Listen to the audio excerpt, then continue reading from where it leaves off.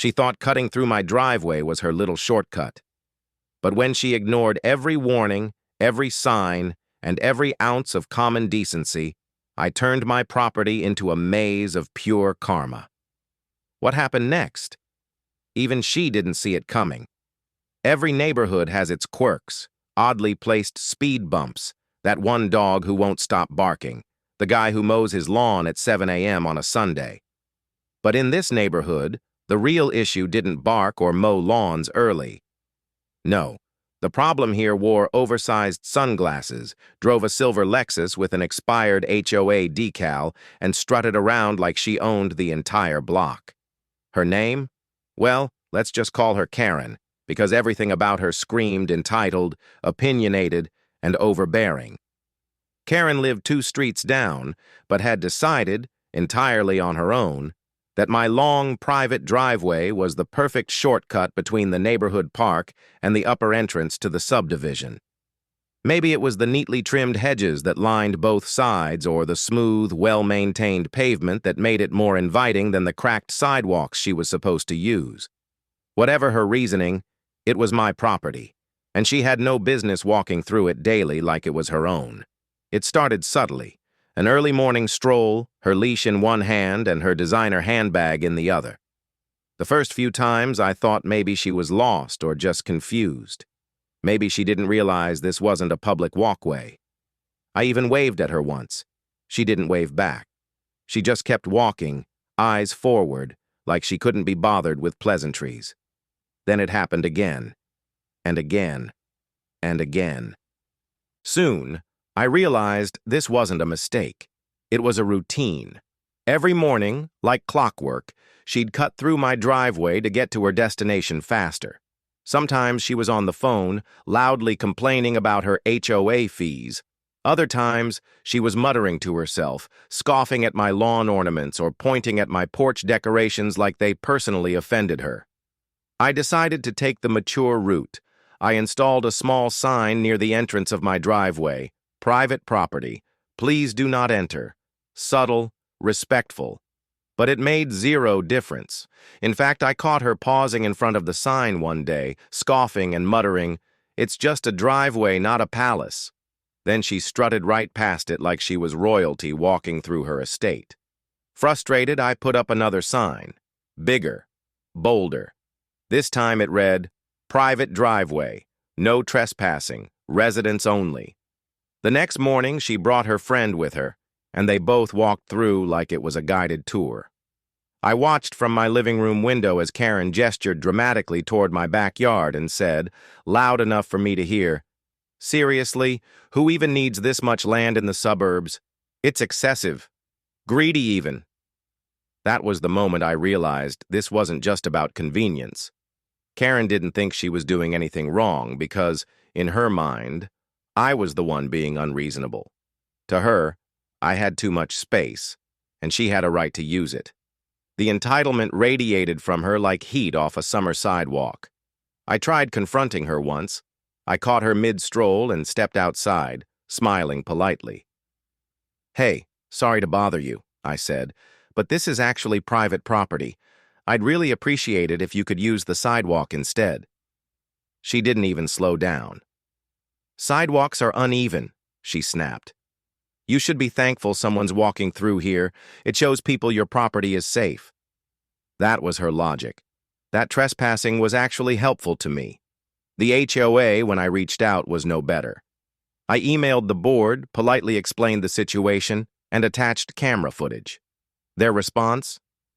"Unless the individual is damaging property or creating a disturbance, we advise neighbors to work things out privately." Helpful.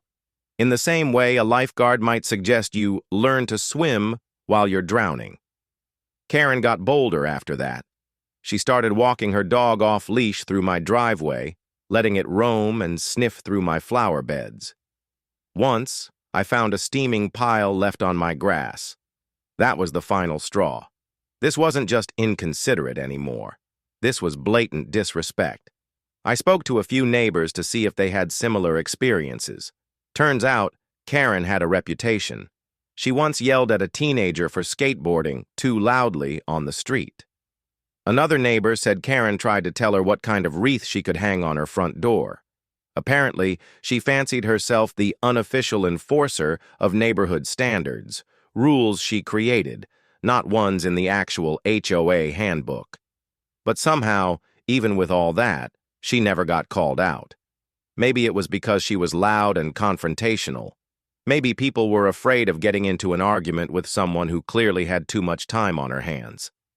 I didn't want to be that guy, the one who installs security cameras on every corner or builds a fence just to make a point. But I was done.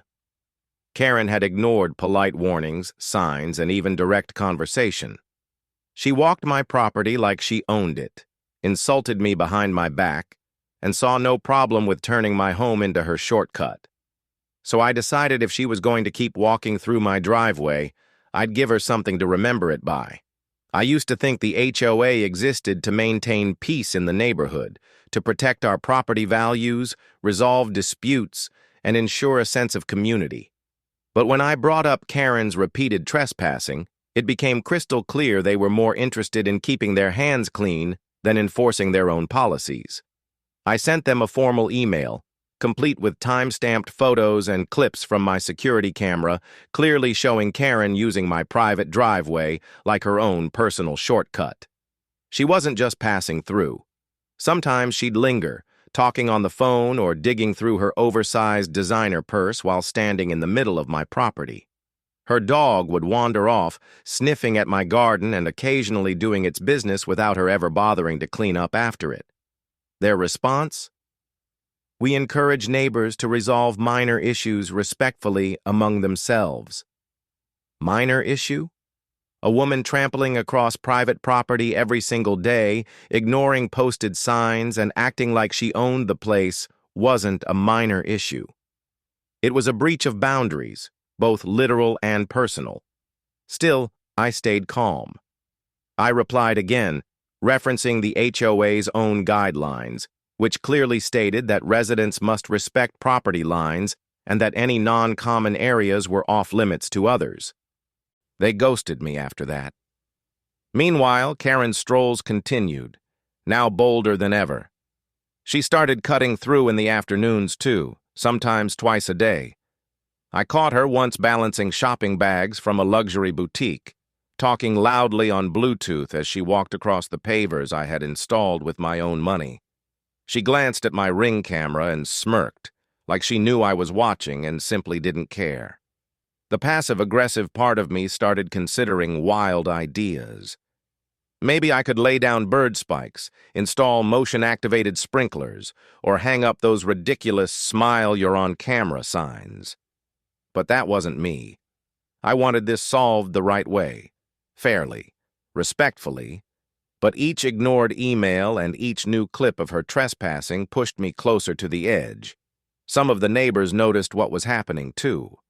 I'd get these awkward nods from folks walking their dogs. A few even whispered things like, "Karen's at it again, huh?" Or, "She cuts through my yard, too, sometimes." But no one would speak up formally.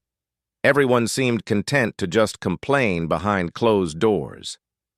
Karen had become a walking headache that no one wanted to confront. It was as if she was coated in Teflon. Nothing stuck to her, and everyone just let her do whatever she pleased. One Saturday, I saw her walk through with her dog off-leash again. This time, the dog ran up onto my porch and knocked over a planter. She didn't even look back.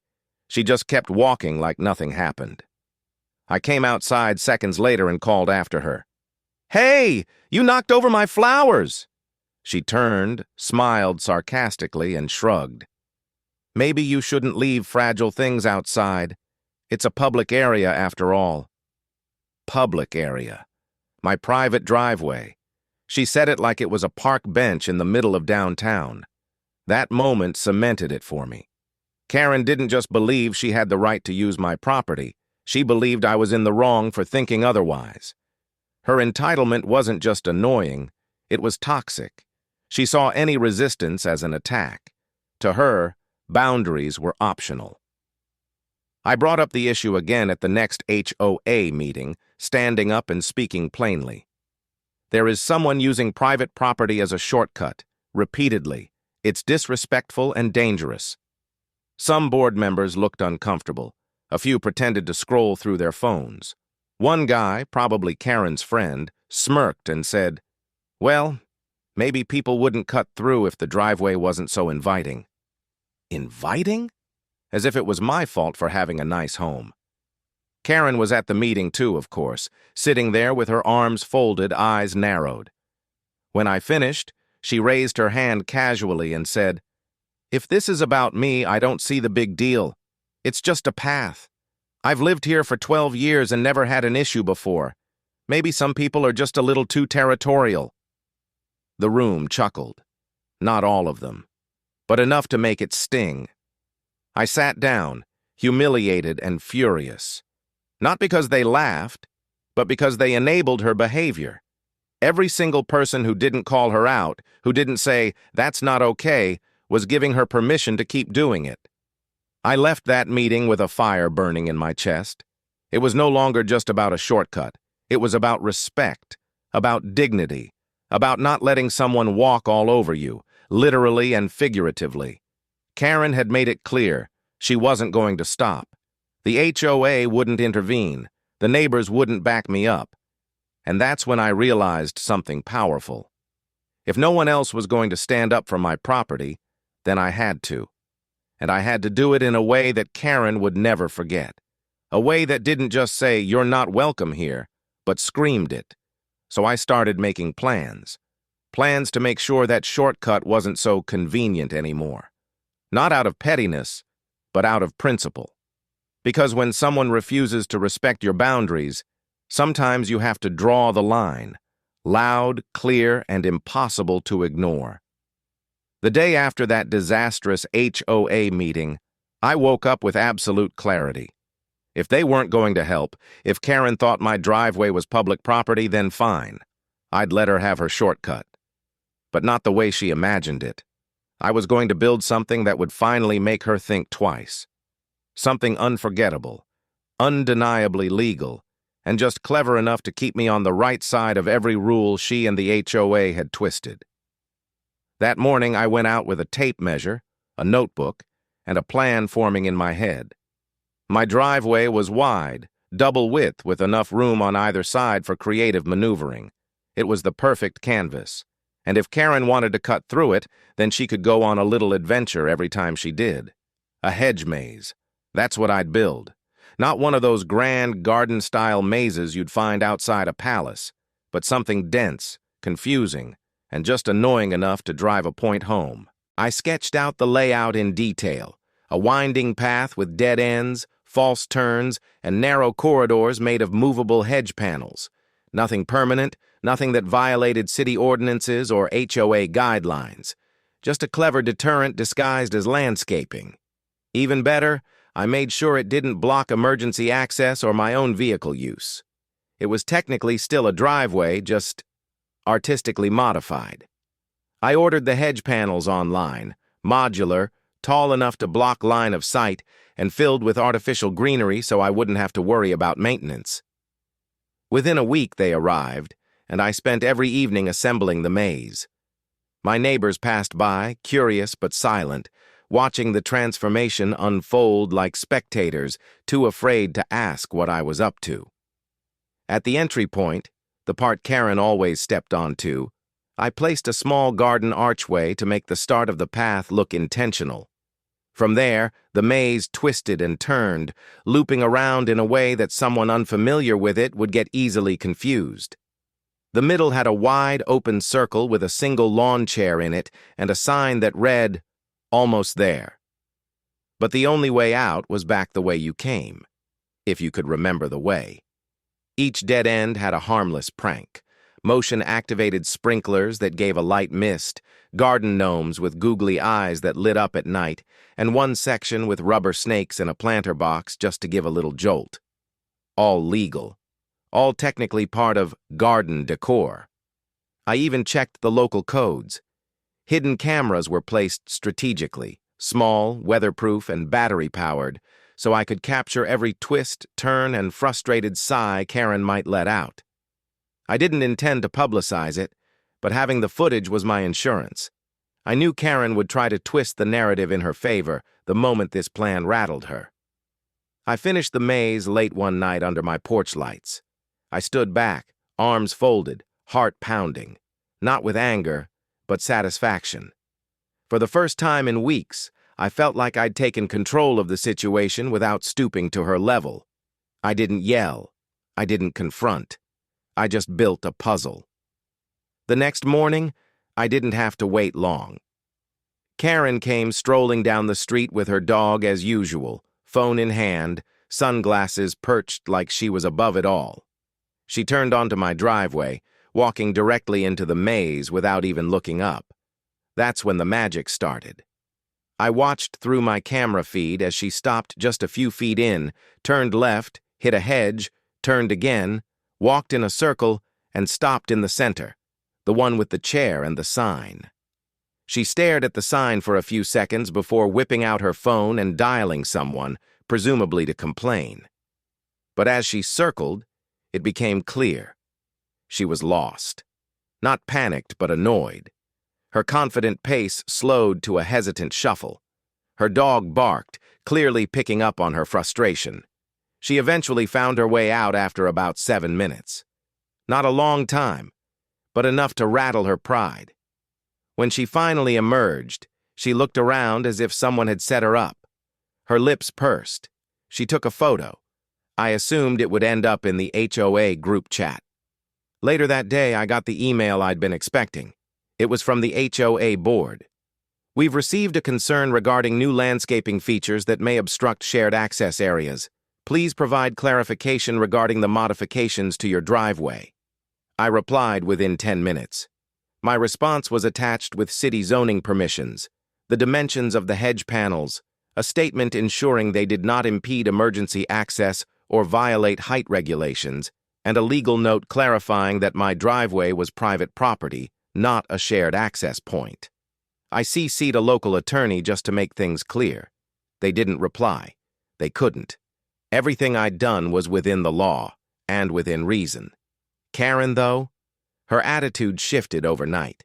She still walked the neighborhood, still let her dog wander, but she never set foot on my driveway again. Maybe it was the maze.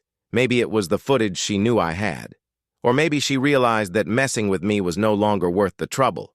I didn't win through anger or yelling. I won through creativity, patience, and precision. And sometimes, that's the best revenge. Karen's second encounter with the maze was far more dramatic than the first. The first time, she'd merely looked inconvenienced, mildly annoyed. But something told me that her pride hadn't let her accept defeat. She probably went home and thought about it all night, stewing in that petty little grudge she always carried like a badge of honor. She likely imagined that I had built it out of spite and arrogance, which, to be fair, wasn't completely wrong. But she had no idea just how calculated it all was. That morning, I noticed her pacing in front of my driveway, pretending to check her phone while side-eyeing the hedge maze like it had personally insulted her. I knew what was coming. She wasn't going to let me win. Not in her mind. She was going to reclaim her shortcut and her self-appointed authority. This time, though, I was ready. Not just with cameras, but with company. Several neighbors had become curious about the maze. A few had even come by to ask about it, laughing when I explained it was a landscaping project with a purpose. So that day, a couple of them had pulled out their lawn chairs and settled in across the street, quietly sipping their coffee, as if watching a suburban gladiator match unfold. The atmosphere was strangely festive. Everyone wanted to see what Karen would do. And sure enough, she strutted up to the archway like she was walking into a courtroom she thought she owned. She paused just long enough to glance at the growing group of onlookers, then stepped into the maze like it was beneath her. She made a confident right turn and walked straight into a dead end.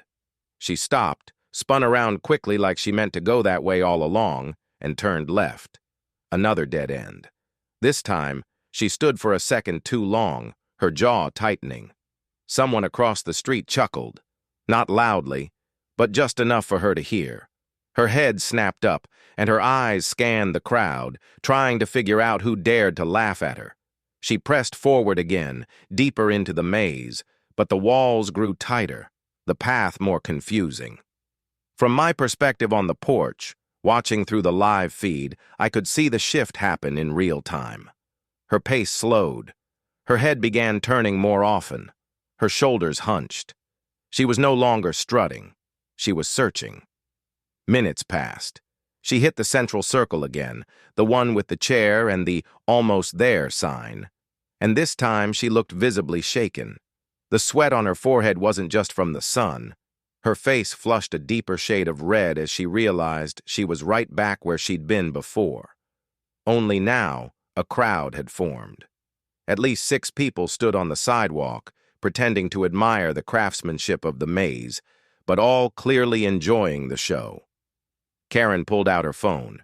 She tried calling someone, then started recording a video, pointing her camera at the hedges and muttering something about harassment and traps. But that's when I stepped forward. Not to argue, not to confront her, but simply to make a point. I unlocked the gate on the side of my house and walked over to the opening of the maze where she had entered. I held up a laminated sign I had made the night before, one that read, "Private property. No trespassing. Entry at your own risk." Beneath it, I had taped the HOA's own guidelines about property boundaries and landscape installations. Clear as day. Legal as ever. "Karen," I said, loud enough for everyone to hear but calm as still water. "Would you like me to guide you out?" She didn't respond at first. She was too proud. She kept turning, looking for another exit. But the more she wandered, the more agitated she became.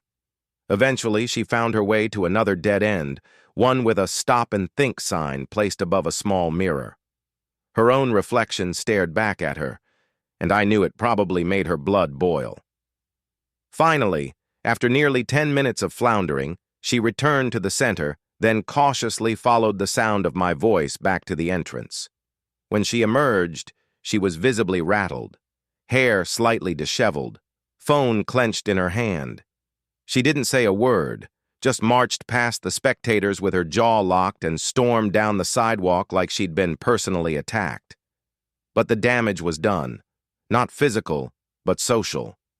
People saw her for what she was, a bully undone by her own arrogance. And unlike every other time she'd thrown her weight around, this time the community was laughing at her, not backing her up. That alone seemed to break something in her. Later that evening, I received another email from the HOA. This one was different.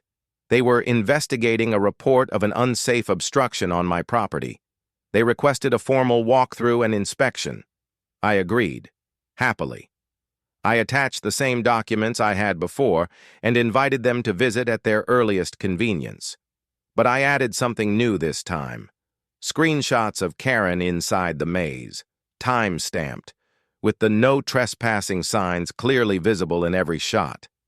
If they wanted to come after me, they'd have to explain why one of their board members was repeatedly violating property lines and attempting to weaponize HOA rules to cover up her own misconduct. I was no longer the quiet neighbor trying to keep the peace. I was the guy who built a maze to protect his driveway and made sure there was no way to spin the story in her favor. The HOA's silence that week was louder than any meeting. Karen disappeared from her usual rounds. For the first time in months, the neighborhood felt peaceful. And all it took was a few plastic hedges, a couple signs, and the kind of patience Karen never saw coming. After Karen's dramatic failure in the maze, I thought the story would end there. She had been publicly embarrassed, neighbors were talking, and the HOA had gone uncharacteristically quiet. But I underestimated the power of the internet and how quickly poetic justice could turn into viral gold. I had a few security cameras around the property, not for drama, but for the usual, deterrence, packages, that kind of thing. But on the day Karen got lost in my homemade hedge maze, they caught everything. Her strut into the entrance, her confused wandering, her turning in circles, her getting angrier by the minute, and of course, her grand emergence. Red-faced, humiliated, and visibly defeated. A friend of mine who runs a small YouTube channel asked if he could use the footage in a video about crazy HOA stories. I said sure, thinking maybe it'd get a few views from people who enjoy that kind of thing. What I didn't expect was for it to explode. Within 48 hours, the clip had been reposted on Reddit, TikTok, and even Facebook. Titles like "Karen Gets Trapped in Her Own Entitlement" and "This Man Built a Maze to Stop His HOA Nightmare" were everywhere. People couldn't get enough of it. Comments poured in. Thousands of people cheered for the hedge maze, calling it the most satisfying revenge ever and peak passive aggression done right. Some even asked if they could get blueprints to build their own. It wasn't just a video anymore, it became a movement, a symbol of how creativity could outsmart control freaks without even needing to raise your voice. The fame didn't stop online. Local news stations picked it up, interviewing a couple of neighbors who'd witnessed the event. One even referred to it as a turning point in our community.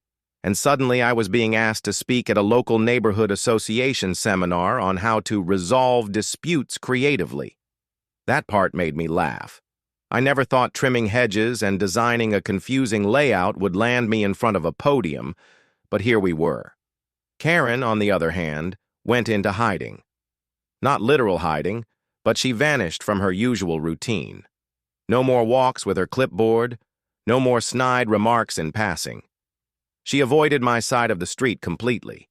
A few residents told me she was taking time away from HOA duties, which was code for she's embarrassed and hoping people forget.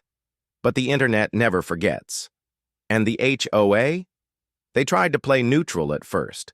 They sent out a bland email about neighborly conflict and property usage awareness. But that didn't sit well with the rest of the community. People demanded real change. They were tired of arbitrary enforcement, double standards, and board members who used their position to bully others. The maze incident had done more than entertain. It had exposed a problem. After weeks of pressure, petitions, and some very vocal residents at the next board meeting, the HOA reluctantly announced a review of its bylaws. Policies were updated, property lines were clarified, enforcement procedures were formalized to prevent abuse of power. Karen, despite still technically being on the board, didn't return. Her influence had evaporated. In fact, someone later told me she'd quietly listed her house for sale, hoping to start fresh somewhere she wasn't known as the Maze Lady. I didn't celebrate publicly. I didn't mock her. As tempting as it was to take a victory lap, I didn't need to. The satisfaction was already baked into the outcome. My driveway was no longer a shortcut. It was respected. My neighbors were more united than ever, sharing laughs over coffee and talking about how different things felt now that the reign of HOA Karen was over. There was peace, real peace. Every now and then, someone would drive by slowly, point at the maze, and smile. A few tourists even came through the neighborhood, hoping to catch a glimpse of the infamous scene. It became a quirky landmark, like the world's pettiest but most effective monument to standing your ground with class. What stayed with me the most, though, wasn't the fame or the fallout. It was the simple fact that I had handled things on my own terms. No yelling matches, no escalation, no lawsuits. Just a clever idea, some plastic hedges, and a clear understanding of my rights. I didn't have to sink to Karen's level. I made her walk into her own failure, step by step, turn by turn, and everyone saw it. Sometimes justice doesn't need confrontation. It doesn't need shouting or retaliation. It just needs a little imagination, a little patience, and the confidence to let actions speak louder than words. I still keep the maze. It's become a bit of a conversation piece, and to be honest, I kind of enjoy the artistry of it now. I even light it up during the holidays, turning it into a mini light show. The HOA, perhaps wisely, hasn't said a word about it since. In the end, Karen learned that entitlement can only get you so far, especially when it walks headfirst into a trap designed with care. And I learned that the quiet ones, the ones who don't make a fuss but refuse to be pushed, often win in the most unforgettable ways.